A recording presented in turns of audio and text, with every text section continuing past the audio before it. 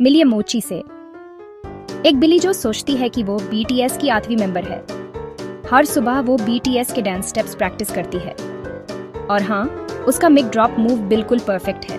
उसका favourite member Jungkook, क्योंकि कौन रेजिस्ट कर सकता है यूज। एक दिन उसने सुना कि बीटीएस शहर आ रहे हैं और उसने ऑडिशन देने का सोचा, मियोविंग वोकल्स और टेल फ्लिक फिनाले के साथ।